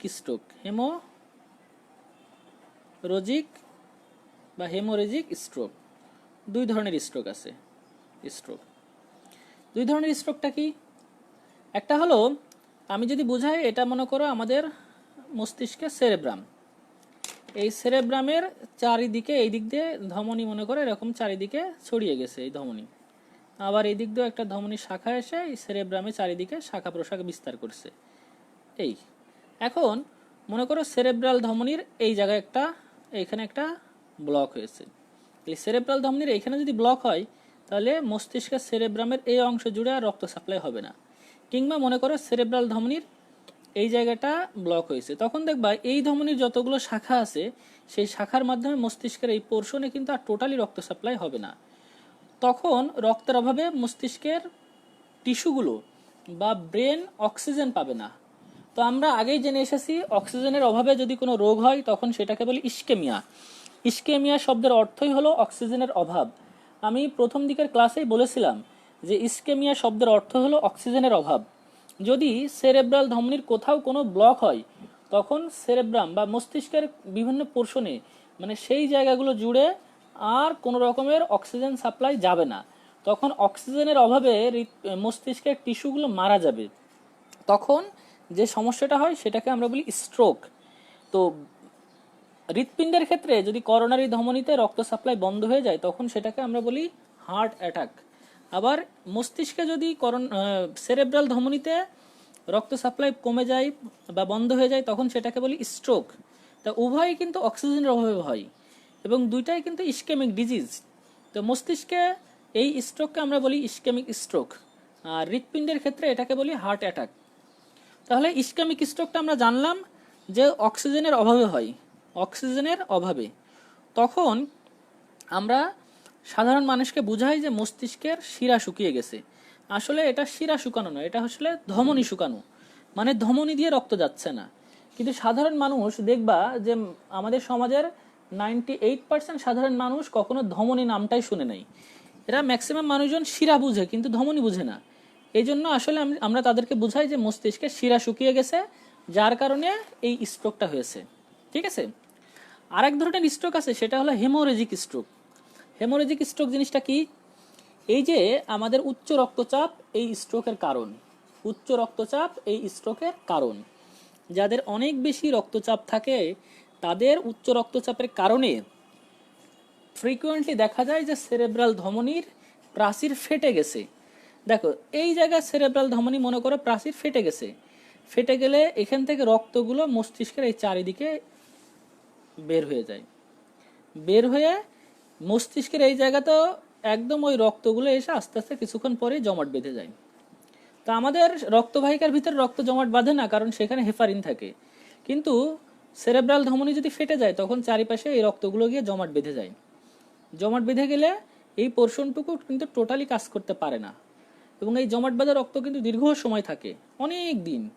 যদি এই জমাট বাঁধা রক্তের পরিমাণটা মস্তিষ্কের অনেক জায়গা জুড়ে থাকে তাহলে রোগী কিন্তু খুব দ্রুতই মারা যায়। তো এই সময় যে রক্তগুলো চারিদিকে ছড়াই পড়ছে এবং রক্তগুলো জমাট বাঁধছে, তো এই জিনিসটাকে আমরা বলে থাকি রক্তক্ষরণ। তাহলে রক্তক্ষরণজনিত যে স্ট্রোক, সেই রক্তক্ষরণজনিত স্ট্রোককে আমরা বলি হেমোরেজিক স্ট্রোক। তাহলে যে হেমোরেজিক স্ট্রোকের একটা বড় কারণ হলো হাইপার টেনশন। হাইপার টেনশন বা উচ্চ রক্তচাপের কারণে এই রোগটা হয়। তাহলে দেখো উচ্চ রক্তচাপ কতগুলো বাজে রোগের কারণ। আমাদের যত ধরনের বাজে রোগ আছে তার ভিতরে 1 নাম্বার বাজে রোগ হলো ডায়াবেটিস, 2 নাম্বার হলো মানে বলতে পারো যে হার্ট অ্যাটাক, 3 নম্বর হলো স্ট্রোক। তো মূলত ডায়াবেটিস উচ্চ রক্তচাপের কারণেই হার্ট অ্যাটাক স্ট্রোক হয়ে থাকে। তো এই হার্ট অ্যাটাক এবং স্ট্রোকের মূল কারণটাই কিন্তু উচ্চ রক্তচাপ কিংবা ডায়াবেটিস। তাহলে এই জন্য আমাদের উচ্চ রক্তচাপ এবং ডায়াবেটিসকে নিয়ন্ত্রণে রাখতে হবে। তবে তুমি যদি এই দুইটা জিনিসকে নিয়ন্ত্রণে রাখতে পারো এবং রক্তে কোলেস্টেরল বা চর্বির পরিমাণটা নিয়ন্ত্রণে রাখতে পারো, তাহলে হার্ট এবং মস্তিষ্কের যে কোনো ধরনের রোগ ব্যাধি থেকে তুমি সুরক্ষিত থাকবে, অর্থাৎ মস্তিষ্ক এবং হৃৎপিণ্ডের যে কোনো রোগই তোমার কম হবে। তাহলে আমরা জেনে ফেললাম যে ইসকেমিক স্ট্রোক এবং হেমোরেজিক স্ট্রোক সম্বন্ধে। তাহলে দেখো স্ট্রোক কিন্তু হৃৎপিণ্ডের কোনো রোগ নয়, স্ট্রোক সম্পূর্ণরূপে মস্তিষ্কের রোগ। তাহলে যদি আমরা বলি যে কোনো রোগীর মস্তিষ্কে প্রবলেম হয়েছে বা মস্তিষ্কে রক্তক্ষরণ হয়েছে তখন বলবো ওই রোগীর স্ট্রোক হয়েছে। তাহলে মস্তিষ্কে যদি রক্তক্ষরণ হয় তাহলে কোন ধরনের স্ট্রোককে বোঝাবে? সেটা হলো হেমোরেজিক স্ট্রোক। যদি মস্তিষ্কে অক্সিজেনের অভাবের স্ট্রোক হয় তখন সেটাকে বলবো ইসকেমিক স্ট্রোক। আর হার্ট অ্যাটাক সম্বন্ধে তোমরা জানোই। তাহলে আলিম স্যারের বইয়ে দেখবা স্ট্রোক এবং হার্ট অ্যাটাকের একটা পার্থক্য করে দেওয়া আছে, ঠিক আছে? আর স্ট্রোক হলে যে সমস্যাটা হয় সেটা হলো রোগী অজ্ঞান হয়ে যায় এবং রোগী প্যারালাইজড হয়ে যায়, প্যারালাইসিস হয়ে যায়। যেমন মস্তিষ্কের যদি ডান পাশে স্ট্রোক হয় তাহলে রোগীর এই বাম পাশ অকেজো হয়ে যাবে বা প্যারালাইজড হবে। দেখো ডান পাশে স্ট্রোক হলে বাম পাশ প্যারালাইজড হবে, আর বাম পাশে স্ট্রোক হলে আমার রোগীর ডান পাশ প্যারালাইজড হবে। কারণ আমাদের মস্তিষ্কের ডান পাশ আমাদের দেহের বাম পাশকে নিয়ন্ত্রণ করে, আর মস্তিষ্কের বাম পাশ আমাদের দেহের ডান পাশকে নিয়ন্ত্রণ করে। এই জন্য সবসময় মনে রাখবে যে স্ট্রোক যদি ডান পাশে হয় তাহলে রোগীর বাম পাশ প্যারালাইজড হবে, স্ট্রোক যদি বাম পাশে হয় রোগীর ডান পাশ প্যারালাইজড হবে। তাহলে আমরা জেনে ফেললাম। এখন তোমার প্রশ্ন হতে পারে যে স্ট্রোক দুইটার ভিতরে কোনটা মারাত্মক? আসলে দুইটা স্ট্রোকই খারাপ, কিন্তু তুলনামূলক হেমোরেজিক স্ট্রোক বেশি মারাত্মক। হেমোরেজিক স্ট্রোকটা তুলনামূলক বেশি মারাত্মক। দুইটা স্ট্রোকই খারাপ, কিন্তু হেমোরেজিক স্ট্রোকটা বেশি খারাপ। ঠিক আছে, তাহলে আমরা জেনে ফেললাম যে স্ট্রোক এবং হার্ট অ্যাটাক সম্বন্ধে। তোমরা আশা করি বিষয়গুলো বুঝতে পেরেছো। এবার আমি চলে যাব পেসমেকার সম্বন্ধে। পেসমেকার যে জিনিসটা এবার আলোচনা করব সেটা হলো পেসমেকার। তোমরা ইতিমধ্যে জেনেছো যে আমাদের তোমার হৃৎপিণ্ডের এসএ নোড, এই এসএ নোড সর্বপ্রথম বিদ্যুৎ উদ্দীপনা তৈরি করে হৃৎপিণ্ডের সারা জায়গায় এরকম এসএ নোড বিদ্যুৎ উদ্দীপনা তৈরি করে এভি নোডকে দেয়। এভি নোড থেকে বান্ডল অফ হিজ এবং পার্কিনজি ফাইবারের মাধ্যমে সমস্ত হৃৎপিণ্ডে এই বিদ্যুৎ উদ্দীপনা পৌঁছায়। ঠিক আছে, তাহলে আমরা জানি হৃৎপিণ্ডের ডান অ্যাট্রামের প্রাচীরে এই এসএ নোড বা সাইনোঅ্যাট্রিয়াল নোড থাকে, এবং ডান অ্যাট্রাম এবং ভেন্ট্রিকুলার প্রাচীরে থাকে হলো এভি নোড। ঠিক আছে, এরপরে এটা হলো বান্ডল অফ হিজ, এবং বান্ডল অফ হিজের যে শাখা প্রশাখাগুলো আছে সেই শাখা প্রশাখাকে আমরা বলি পার্কিনজি ফাইবার। এগুলো সবই হলো পিএফ বা পার্কিনজি ফাইবার।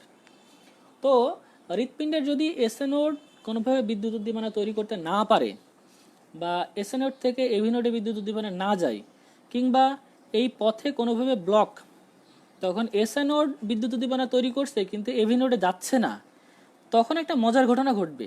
এই এসএ নোডও বিদ্যুৎ উদ্দীপনা তৈরি করবে, এভি নোড যেহেতু বিদ্যুৎ পাচ্ছে না তখন এভি নোডও বিদ্যুৎ উদ্দীপনা তৈরি করে। তাহলে এখানে এক ধরনের বিদ্যুৎ তৈরি হয়, এখানে এক ধরনের বিদ্যুৎ তৈরি হয়। তাহলে দুই জায়গায় দুই রকম বিদ্যুৎ তৈরি হচ্ছে বা দুইবার বিদ্যুৎ তৈরি হচ্ছে। তখন আমাদের হৃৎপিণ্ডে তোমার কাঁপাকাঁপি শুরু হয়ে যায়, মানে হৃৎপিণ্ডের এই উদ্দীপনাটা অস্বাভাবিক হয়, মানে উদ্দীপনাটা ছন্দ থাকে না। তো আমরা জানি ইংরেজিতে রিদম মানে হলো ছন্দ, RYTHM, রিদম মানে হলো ছন্দ। তো যখন এসএ নোড ঠিক মতো কাজ করবে না, বা এসএ নোড এভি নোড আলাদা আলাদাভাবে বিদ্যুৎ উদ্দীপনা তৈরি করবে, তখন বুকের এই ছন্দটা ঠিক মতো হয় না। তখন এই সমস্যাকে আমরা বলে থাকি অ্যারিদমিয়া। মানে রিদমটা মানে ঠিকঠাক না, রিদমটা যখন অস্বাভাবিক হচ্ছে তখন সেটাকে আমরা বলি তোমার অ্যারিদমিয়া বা অ্যারিথমিয়া, যেটাই বলো না কেন অ্যারিদমিয়া বলা হয়। ঠিক আছে, যখন রোগীর এই অ্যারিদমিয়া হয় তখন বুক ধড়ফড় করে। এই যে মূলত পেসমেকারের যদি কোনো গন্ডগোল হয় বা এসএ নোড এভি নোডের কোনো প্রবলেম হয় তখন বুক ধড়ফড় করে, প্রচণ্ড রকমের বুক ধড়ফড় করে। এই বুক ধড়ফড় করা হলো রোগীর এই পেসমেকারের প্রবলেম ইন্ডিকেট করে। তাহলে যখন আমরা দেখব যে রোগীর এই যে প্রাকৃতিকভাবে যে পেসমেকারটা আছে এসএ নোড, এই এসএ নোড আর আগের মতন বিদ্যুৎ উদ্দীপনা তৈরি করতে পারছে না, তখনই আমরা বুঝবো যে হ্যাঁ, হার্ট আর সুস্থ স্বাভাবিকভাবে কাজ করতে পারবে না। কারণ আমরা জানি হৃৎপিণ্ড সকল ধরনের কাজকর্ম করে এই বিদ্যুতের মাধ্যমে। তো হৃৎপিণ্ড যদি এই বিদ্যুৎ উদ্দীপনা না পায়, তখন হৃৎপিণ্ড কিন্তু ঠিকঠাক মতো কাজ করতে পারবে না। এই সমস্ত অবস্থায় রোগীর বেশ অসুবিধা দেখা যাবে। এখন আমরা জানবো কি কি অসুবিধা দেখা দেয়। যেহেতু বুক ধড়ফড় করছে, তার কারণে মানুষ একেবারেই টায়ার্ড হয়ে যাবে, ক্লান্ত হয়ে যাবে। ক্লান্ত হওয়ার সাথে সাথে তার শ্বাস প্রশ্বাস নেওয়ার হারটাও বেড়ে যাবে, ঘন ঘন শ্বাস প্রশ্বাস নেবে, রোগী ফ্যাকাশে হয়ে যাবে। তাহলে প্রথম কথা হলো এই সমস্যা হলে কি কি লক্ষণ দেখা দেবে। লক্ষণের প্রথম কথা হলো বুক ধড়ফড় করবে, বুক ধড়ফড় করা। এই সমস্ত রোগীরা কমপ্লেন করে আমার বুক ধড়ফড় করে বা আমার বুকের ভিতরে কেমন হচ্ছে, এই কমপ্লেনগুলো নিয়ে আসে। এবং ফ্রিকুয়েন্টলি রোগী ক্লান্ত হয়ে যাবে, বুক ধড়ফড় করার সাথে সাথে রোগী ক্লান্ত হয়ে যাবে, এবং সাথে সাথে ঘন ঘন শ্বাস প্রশ্বাস নেবে, ঘন ঘন শ্বাস প্রশ্বাস। ঠিক আছে, এই ঘন ঘন শ্বাস প্রশ্বাস নেবে, এবং এই অবস্থা চলতে থাকলে আমাদের হৃৎপিণ্ডের মারাত্মক ক্ষতি সাধন হবে এবং একদম শেষে মানুষ অজ্ঞান হয়ে যাবে। তাহলে এই সমস্যা নিরোধনের জন্য আমার কি কি ব্যবস্থা নেওয়া উচিত। মনে করো যে রোগীর এবার এমন ঘটনা ঘটলো যে এসএ নোড টোটালি নষ্ট হয়ে গেছে, এসএ নোড আর বিদ্যুৎ উদ্দীপনা টোটালি তৈরি করতে পারছে না। তাহলে আমরা জানি এসএ নোড যদি বিদ্যুৎ উদ্দীপনা তৈরি না করে তখন বিদ্যুৎ উদ্দীপনা তৈরি করবে হলো এভি নোড। কিন্তু এভি নোডের বিদ্যুৎ উদ্দীপনা তৈরি করার হারটা অনেক কম, এবং আমরা এটা জানি যে এভি নোড প্রতি মিনিটে মাত্র 45 থেকে 60 বার বিদ্যুৎ উদ্দীপনা তৈরি করে। অপরদিকে এসএ নোড করে হলো 60 থেকে 90 বার। তার মানে কি, তোমার শরীরে বিদ্যুৎ উদ্দীপনা তৈরি হওয়ার হারটা অনেক কমে যাবে। যখন এই বিদ্যুৎ উদ্দীপনা কমে যাবে তখন এই রোগীর এই ধরনের অসুবিধাগুলো দেখা দিবে। কি অসুবিধা? বুক ধড়ফড় করবে, ক্লান্ত হয়ে যাবে, ঘন ঘন শ্বাস প্রশ্বাস নিবে, রোগী অজ্ঞান হয়ে যাবে। তো এই সমস্ত অবস্থা থেকে বাঁচার জন্য আমাদের উচিত হবে কি, রোগীর এই পেসমেকারটা প্রতিস্থাপন করা, নতুন করে পেসমেকার তৈরি করা। ঠিক আছে, মানে রোগীর দেহে যে হৃৎপিণ্ডের যে ছন্দগুলো আর আগের মতন হচ্ছে না, রোগীর এই হৃৎপিণ্ডের সেই ছন্দটা আবার ফিরিয়ে আনা। তো এই রোগীর এই ছন্দ ফিরিয়ে আনার জন্য আমরা রোগীর দেহে কৃত্রিমভাবে পেসমেকার বসাই। তাহলে যদি এসএ নোড বা পেসমেকারগুলো নষ্ট হয়ে যায় তাহলে আমরা পেসমেকার বসাই। তাহলে আমরা বলতে পারি যে আমাদের পেসমেকার হলো দুই ধরনের পেসমেকার। একটা হলো ন্যাচারাল পেসমেকার, এই ন্যাচারাল পেসমেকার হলো আমাদের এসএ নোড, বা সাইনোয়াট্রিয়াল নোডটাই হলো আমাদের ন্যাচারাল পেসমেকার। আর যদি ন্যাচারাল পেসমেকার নষ্ট হয়ে যায় তখনই আমরা আর্টিফিশিয়াল বা কৃত্রিম পেসমেকার বসাই। তাহলে ন্যাচারাল পেসমেকার যদি নষ্ট হয়ে যায় তখন আমরা কি করি? আর্টিফিশিয়াল বা কৃত্রিম পেসমেকার প্রতিস্থাপন করি। ঠিক আছে, তাহলে দেখো এখন আমরা জানবো এই কৃত্রিম পেসমেকারটা কি, কিভাবে তৈরি করা হয়েছে, কোথায় বসানো হয় সেই সম্বন্ধে জানবো। তাহলে এবার আমরা জানবো হলো কৃত্রিম পেসমেকার সম্বন্ধে। দেখো চলে আসি কৃত্রিম পেসমেকার। দেখো, তো এই অ্যারিথমিয়ার হাত থেকে বাঁচার জন্য দুইজন আমেরিকান বিজ্ঞানী এই কৃত্রিম পেসমেকার আবিষ্কার করেন। ঠিক আছে, তাহলে দুইজন বিজ্ঞানী এই কৃত্রিম পেসমেকার আবিষ্কার করেন। এবার আমরা জানবো যে সেই আবিষ্কারকের নাম। একজন হলো উইলিয়াম চার্ডাক, CHARDAC, উইলিয়াম চার্ডাক। আরেকজন আমেরিকান বিজ্ঞানী হচ্ছে উইলসন গ্রেটব্যাচ, গ্রেট ব্যাচ। তো এই যে উইলিয়াম চার্ডাক এবং উইলসন গ্রেটব্যাচ, এই আমেরিকান দুইজন বিজ্ঞানী, উইলিয়াম চার্ডাক এবং উইলসন গ্রেটব্যাচ নামক আমেরিকান দুইজন বিজ্ঞানী সর্বপ্রথম 1969-এ আমাদের দেহে প্রতিস্থাপনযোগ্য পেসমেকার আবিষ্কার করেন।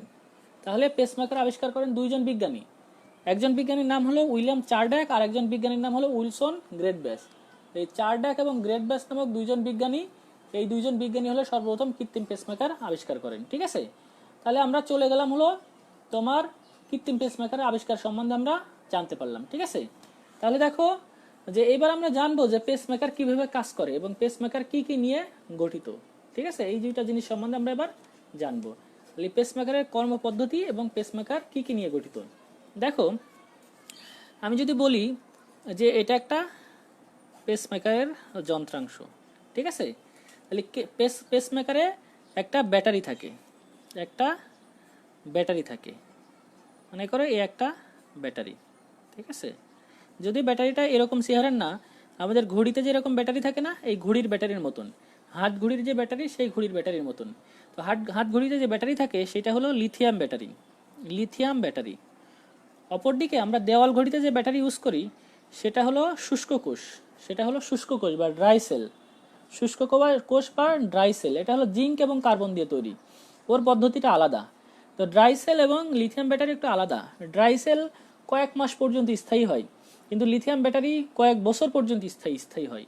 যেমন লিথিয়াম ব্যাটারি যে বিদ্যুৎ তৈরি করে সেটা অনেক দিন পর্যন্ত বিদ্যুৎ সাপ্লাই দেয়, যার কারণে পেসমেকারে আমরা লিথিয়াম ব্যাটারি ইউজ করি। আরেকটা জিনিস থাকে হলো জেনারেটর। তাহলে আমরা ব্যাটারিকে বি নাম দিই, আরেকটা থাকে হলো জেনারেটর। এটা কম্পিউটারাইজ জেনারেটর থাকে, মানে কম্পিউটার নিয়ন্ত্রণ করতে পারে এরকম কম্পিউটারাইজড জেনারেটর। ঠিক আছে, তাহলে একটা থাকে লিথিয়াম ব্যাটারি, আরেকটা থাকে কম্পিউটারাইজড জেনারেটর। আর লাস্ট আর একটা জিনিস থাকে হলো তোমার হলো ইলেকট্রোড। এটাকে আমরা বলি হলো সেন্সরযুক্ত ইলেকট্রোড।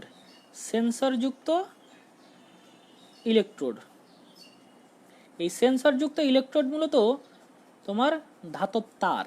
এই ইলেকট্রোডটাই হলো মূলত ধাতব তার। তো এটা কিভাবে কাজ করে এটা জানলেই তুমি বুঝতে পারবে যে ইলেকট্রোড জিনিসটা কি। তোমাদের বইয়ে 4.20 অনুচ্ছেদে 158 পেজে একটা ছবি দেওয়া আছে, সেই ছবিতে একটা পেসমেকারটাকে বোঝানো আছে। এবং 4.21-এ একটা কালার ছবি দেওয়া আছে নিচে, এই কালার ছবিতে দেখানো হয়েছে যে পেসমেকারটা কিভাবে হৃৎপিণ্ডে বসানো হয়। ঠিক আছে, তা আসলে এই যে সেন্সরযুক্ত তার বা ইলেকট্রোডের উপর ভিত্তি করে পেসমেকারকে আমরা 3 ভাগে ভাগ করি। তাহলে এই পেসমেকার মূলত ভাগ করা হয় এই সেন্সরযুক্ত তারের উপর নির্ভর করে, সেন্সরযুক্ত তার বা ইলেকট্রোডের উপরে নির্ভর করে এই পেসমেকারকে আমরা ভাগ করি ইলেকট্রোড। এখন আসি যে ইলেকট্রোডের উপর ভিত্তি করে পেসমেকারকে আমরা কিভাবে ভাগ করি। তো পেসমেকারকে আমরা 3 ভাগে ভাগ করি। সেই 3 ভাগে আমরা এবার জানবো যে কি কি সেই 3টা ভাগ। প্রথম ভাগ সেটা হলো এক প্রকোষ্ঠ বিশিষ্ট পেসমেকার, 2 নম্বর হলো দ্বিপ্রকোষ্ঠ, 3 নম্বর হলো ত্রিপ্রকোষ্ঠ পেসমেকার। খুবই সহজ। তাহলে একটা হলো এক প্রকোষ্ঠ পেসমেকার বা ইংরেজিতে বলা হয় সিঙ্গেল চেম্বার পেসমেকার, 2 নম্বর হলো দ্বিপ্রকোষ্ঠ পেসমেকার, 3 নম্বর হলো ত্রিপ্রকোষ্ঠ পেসমেকার। 3 ধরনের। এখন দেখো এই যে প্রকোষ্ঠটা কিসের উপর ভিত্তি করে হচ্ছে, প্রকোষ্ঠ মূলত এই সেন্সরযুক্ত ইলেকট্রোড বা তারের উপর ভিত্তি করে হচ্ছে। তো যারা হলো এক প্রকোষ্ঠ বিশিষ্ট পেসমেকার তাদের তার থাকে হলো একটি তার থাকে। দ্বিপ্রকোষ্ঠ বিশিষ্ট পেসমেকারের তার থাকে হলো 2টি, আর ত্রিপ্রকোষ্ঠ বিশিষ্ট পেসমেকারের তার থাকে হলো 3টি তার। ঠিক আছে, 3টি তার থাকে। এখন আমরা আসবো যে তারগুলোকে কিভাবে সংযুক্ত করা হয়। দেখো আমরা জানি আমাদের তোমার পেসমেকারের মানে এই যে জাংশনাল টিস্যুর হলো 4টা part, SA node, AV node, bundle of His এবং পার্কিনজি ফাইবার।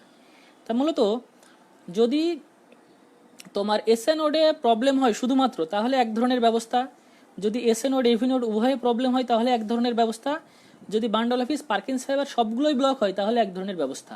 তো হার্টে কতগুলো জাংশনাল টিস্যু ব্লক হয়েছে বা কতগুলো জায়গায় প্রবলেম তার উপর ভিত্তি করে আমরা পেসমেকারের তার নির্ধারণ করি। তো যদি হৃৎপিণ্ডের এই যে জাংশনাল টিস্যু, এই জাংশনাল টিস্যুর SA node, AV node, bundle of His, Purkinje fibre সব জায়গায় যদি ব্লক হয় বা সব জায়গায় প্রবলেম হয় তাহলে আমরা ত্রিপ্রকোষ্ঠ বিশিষ্ট পেসমেকার ইউজ করব। ঠিক আছে, তো পেসমেকার যদি এক প্রকোষ্ঠ বিশিষ্ট হয় তাহলে মনে করো এটা সেই পেসমেকার, এটাই আমার পেসমেকার। এই পেসমেকার থেকে হলো তার বের করা হবে। যদি প্রবলেম হয় অল্প তাহলে পেসমেকার থেকে একটা তার বের করে আমরা এটা হয় শুধু ডান অ্যাট্রিয়াম অথবা ডান ভেন্ট্রিকলে এটাকে সংযুক্ত করব, হয় ডান অ্যাট্রিয়ামে না হয় ডান ভেন্ট্রিকলে সংযুক্ত করব। যদি প্রবলেম হয় এসএ নোডের, সেই এসএ নোডের প্রবলেমের ধরন অনুযায়ী এটাকে শুধুমাত্র ডান অ্যাট্রিয়াম বা ডান ভেন্ট্রিকলে সংযুক্ত করা হয়। ঠিক আছে, যদি আরও বেশি প্রবলেম হয় তখন সরাসরি 2টা তার সংযুক্ত করা হয়। সেই 2টা তারের একটি হলো ডান তোমার হলো অ্যাট্রিয়ামে আর একটা হলো ডান ভেন্ট্রিকলে, একটা হলো ডান অ্যাট্রিয়াম আর একটা হলো ডান ভেন্ট্রিকলে। সরি একটু ভুল হয়েছে, সেটা হলো যদি এক প্রকোষ্ঠ বিশিষ্ট হয় সেটা হলো একটা ডান অ্যাট্রিয়াম আর একটা হলো ডান ভেন্ট্রিকলে, এইটা অথবা এইটা বা এইটা অথবা এইটা। যদি এক প্রকোষ্ঠ বিশিষ্ট হয় তাহলে একটা ডান অ্যাট্রিয়ামে অথবা একটা ডান ভেন্ট্রিকলে যুক্ত করব। যদি দ্বিপ্রকোষ্ঠ বিশিষ্ট হয় তাহলে একটা ডান অ্যাট্রিয়ামে ও আর একটা ডান ভেন্ট্রিকলে সংযুক্ত করব। ঠিক আছে, তাহলে এক প্রকোষ্ঠ বিশিষ্ট হলে সেই তারটা হয় ডান অ্যাট্রিয়ামে না হয় ডান ভেন্ট্রিকলে সংযুক্ত করা হয়। যদি দ্বিপ্রকোষ্ঠ বিশিষ্ট হয় তাহলে তারের একটা ডান অ্যাট্রিয়ামে আরেকটি হলো ডান ভেন্ট্রিকলে সংযুক্ত করা হয়। যদি ত্রিপ্রকোষ্ঠ বিশিষ্ট হয় তাহলে একটা ডান অ্যাট্রিয়ামে একটা ডান ভেন্ট্রিকলে এবং আরেকটি হলো বাম ভেন্ট্রিকলে সংযুক্ত করা হয়।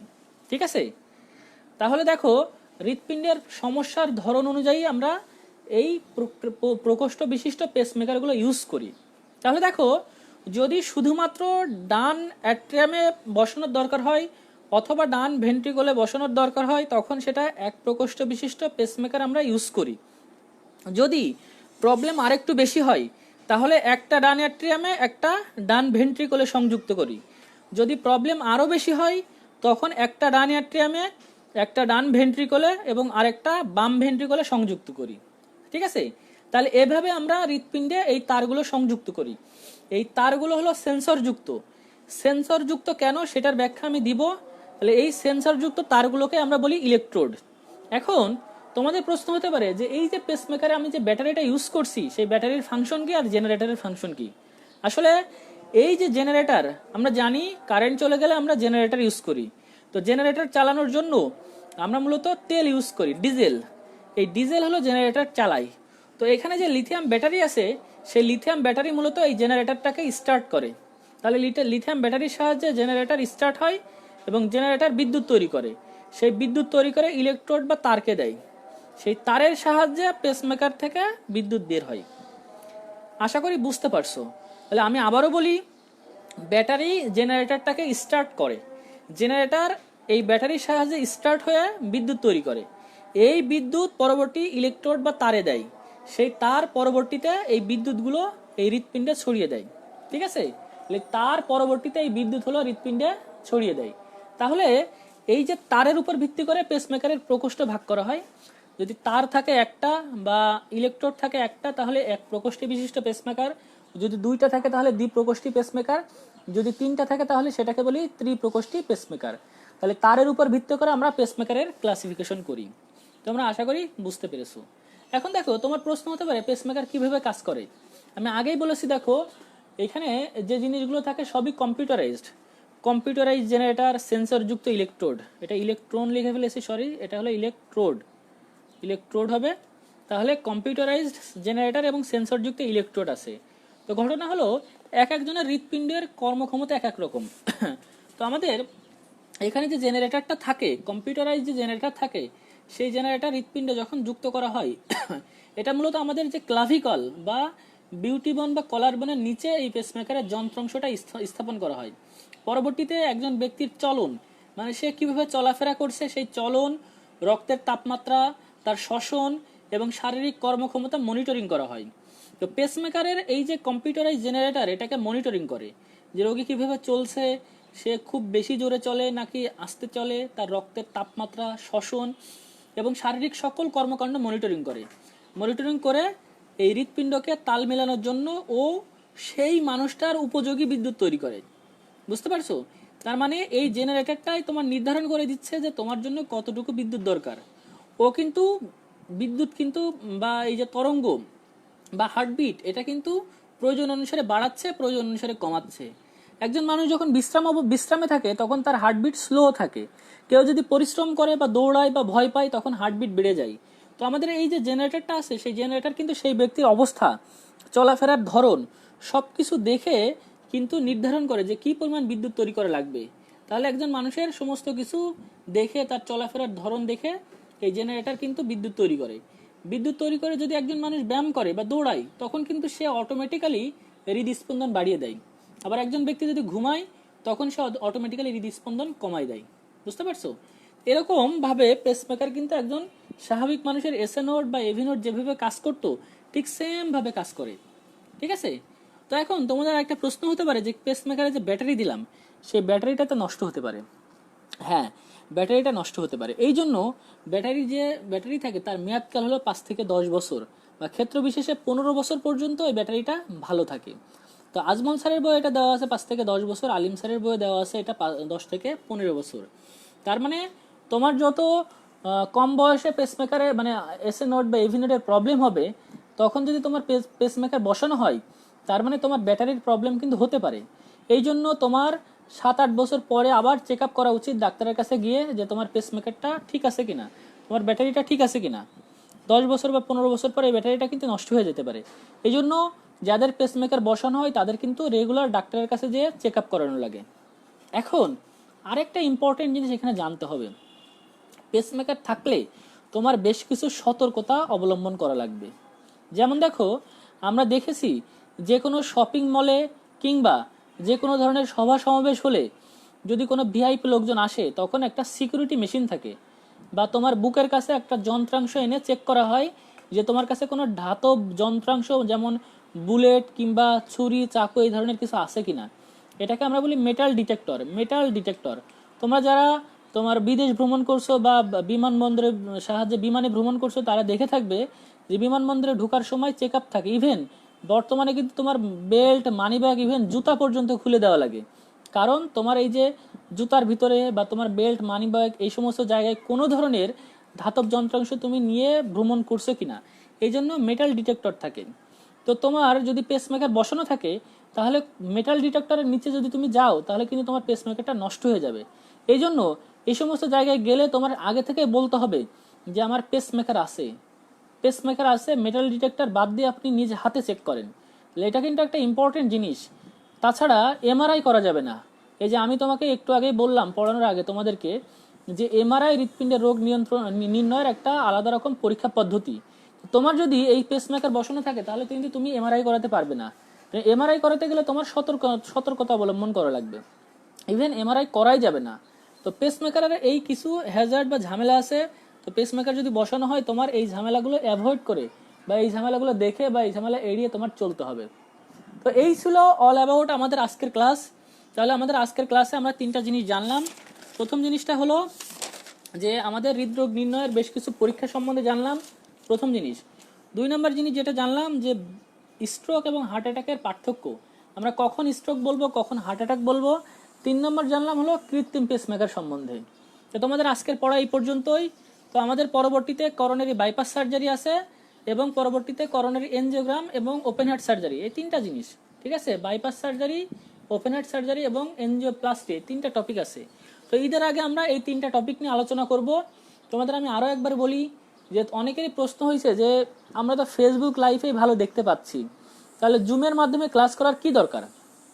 দেখো, ফেসবুকে তোমাদের এই গ্রুপে প্রায় 250 প্রায় 300-র কাছাকাছি স্টুডেন্ট অ্যাড আছে, অথচ ক্লাস করার সময় মাত্র 15-20 জন স্টুডেন্ট ক্লাস করছে। এবং আমি এটা খোঁজ নিয়েছে ম্যাক্সিমাম ছেলেমেয়েরা বাসা থেকে ক্লাস করার কথা বললেও ক্লাস করছে না। তো যাই হোক, এতজন স্টুডেন্ট গ্রুপে অ্যাড, তাহলে আমি কেন এত অল্প সংখ্যক ছেলেমেয়ের ক্লাস নিব, প্রথম কথা। আর 2 নম্বর কথা, যে অনেকে ভাবে যে পরে দেখে নিলাম। আমি আগের দিনও বলছিলাম পরে দেখে নিলে এই লাইভ ক্লাসের কোনো তোমার ইন্টারেস্ট থাকে না, বা লাইভ ক্লাসের যে তোমার ফ্লেভার, সেই ফ্লেভারটা কিন্তু পরবর্তীতে ভিডিও দেখে নিলে সেটা পাওয়া যায় না। এই জন্য আমি তোমাদেরকে যে কাজটা করব সেটা হলো ক্লাস হবে জুম অ্যাপসের মাধ্যমে। জুম অ্যাপসের মাধ্যমে ক্লাস নেওয়ার অর্থ হলো তোমার যেন ওই ভিডিওটা দেখতে হলে বা ক্লাসটা করতে হলে ওই সময় উপস্থিত থাকাই লাগে। তো ওই সময় তোমার উপস্থিত থাকার জন্য আমি জুম অ্যাপসের মাধ্যমে ক্লাস নেব। এর চাইতে বিকল্প এবং ভালো কোনো পন্থা আমি পাই নাই। তো এই জন্য তোমার ক্লাস এখন থেকে জুম অ্যাপসের মাধ্যমেই হবে, ঠিক আছে। জুম অ্যাপসের মাধ্যমে আমি তোমাদের ক্লাস নিব। আশা করি তুমি বুঝতে পারছো ঈদের পরে। এবং এটা অবশ্যই কন্ডিশন অ্যাপ্লাই, কারণ এই লকডাউন যে অবস্থা আমি শুনলাম এবং রিসেন্ট যে ঘোষণা দেখলাম যে এই পরিস্থিতি আরও বাড়তে পারে, পরিস্থিতির মেয়াদ আরও বাড়তে পারে। তোমাদের পরীক্ষাগুলো যেটা এই যে জুন জুলাইতে হওয়ার কথা ছিল সেই পরীক্ষাগুলো নভেম্বর ডিসেম্বরেও হতে পারে। এবং শুধু তাই নয়, তোমরা যারা ফার্স্ট ইয়ার থেকে সেকেন্ড ইয়ারে উঠবে তাদের কিন্তু টেস্ট পরীক্ষা সাধারণত হয় হলো তোমার হলো নভেম্বর মাসে। তোমাদের এই টেস্ট পরীক্ষা আগামী মাসে বছরে জানুয়ারি ফেব্রুয়ারিতে বা তারপরেও হতে পারে। ইভেন এইচএসসি পরীক্ষাও কিন্তু সামনের বছরে জানুয়ারি ফেব্রুয়ারিতে হতে পারে। তার মানে এই লকডাউনের এই মুহূর্তে তোমার পড়াশোনা কিন্তু এভাবে করা ছাড়া কোনো উপায় থাকবে না। ইভেন সরকার কিন্তু লকডাউন উঠাই দিছে, এবং লকডাউন উঠাই দেওয়ার ফলাফল কিন্তু তুমি দেখতেই পাচ্ছ যে কম সংখ্যক নমুনা পরীক্ষা করেই কিন্তু অনেক বেশি সংখ্যক পজিটিভ রোগী ধরা পড়ছে, যার কারণে সামনের দিনগুলোতে করোনা রোগী আক্রান্ত হওয়ার হার কিন্তু আরও বাড়বে। সো এই মুহূর্তে অনলাইনে ক্লাস করা ছাড়া কোনো ওয়ে নাই। যারা অ্যান্ড্রয়েড ফোন ইউজ করো তারা সবাই জুম অ্যাপস নামিয়ে রাখবে। আমি জুম অ্যাপসেই ক্লাস নিব এবং এটাই ফাইনাল। এবং সামনের মাস থেকে পেমেন্টের ব্যবস্থা থাকবে, এবং যারা পেমেন্ট দিবে সেই কয়জন ছেলে মেয়ে ক্লাস করবে। যদি সেটা 20 জন হয় 20 জন, 50 জন হলে 50 জন, যে কয়জন ছেলে মেয়ে পেমেন্ট দিবে শুধু তাদেরকে আমি ক্লাস দিব, এবং এটাই ফুল অ্যান্ড ফাইনাল। এবং তোমরা মোটামুটি মানসিক প্রস্তুতি রাখো, সামনের মাস থেকে ক্লাসের সিস্টেম বা পন্থা আলাদা হয়ে যাবে, এবং কারা কারা ক্লাস করতে আগ্রহী তারা সবাই আমাকে জানাবে, এবং আমি শুধুমাত্র তাদেরকে জুম অ্যাপসে সংযুক্ত করে ক্লাস নিব। তো যাই হোক, আজকের ক্লাস এই পর্যন্তই। সবাই ভালো থাকো, সুস্থ থাকো এবং স্বাভাবিক থাকো, এই দোয়া করি। আল্লাহ হাফিজ।